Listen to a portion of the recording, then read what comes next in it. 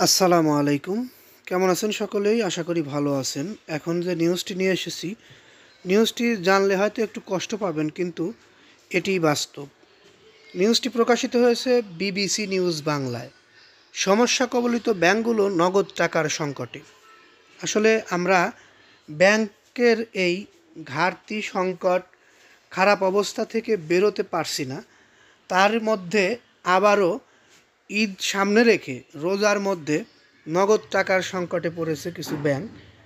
সমস্যা কবলিত যে ব্যাংকগুলো ছিল সেই ব্যাংকগুলোর কথা বলা হয়েছে। নয়া দিগন্তের প্রধান শিরোনাম, সমস্যা কবলিত ব্যাংকগুলো নগদ টাকার সংকটে। প্রতিবেদনে বলা হচ্ছে, সমস্যা কবলিত ব্যাংকগুলো বর্তমানে নগদ টাকার সংকটে পড়েছে। রমজান মাসে মানুষের কেনাকাটার চাহিদা বেড়ে যাওয়ায় ব্যাংকগুলোর কাছে টাকা তোলার চাপ বেড়েছে।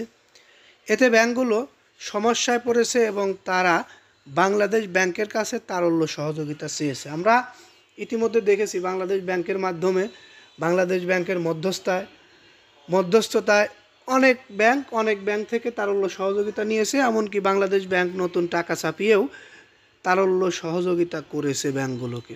আবারও বাংলাদেশ ব্যাংকের কাছে যে সকল ব্যাংক তারল্য সহযোগিতা চাইলেন। একসময় দেশের ব্যাংকিং খাতে ব্যাপক লুটপাট হয়েছে। বিশেষ করে এসালম নামক এক ব্যক্তি দেশের বৃহত্তম ব্যাংকসহ বিভিন্ন ব্যাংক থেকে বিপুল পরিমাণ টাকা উধাও করেছে। এসব ব্যাংক থেকে লাখ লাখ কোটি টাকা বের হয়ে গেছে, যা এখনও ফেরত আসেনি। বর্তমান পরিস্থিতিতে বাংলাদেশ ব্যাংক ওই ক্ষতিগ্রস্ত ব্যাংকগুলোর পুনর্গঠন শুরু করেছে এবং কয়েকটি ব্যাংক এর মধ্যে ঘুরে দাঁড়িয়েছে। তবে কিছু ব্যাংক এখনও গভীর সমস্যায় রয়েছে এবং তারা গ্রাহকদের আমানতের টাকা ফেরত দিতে পারছে না। বিশেষ করে সোশ্যাল ইসলামী ব্যাংক কিছু ভালো অবস্থানে থাকলেও রমজানে বাড়তি চাপের কারণে ত্রাহি ত্রাহি অবস্থায় রয়েছে।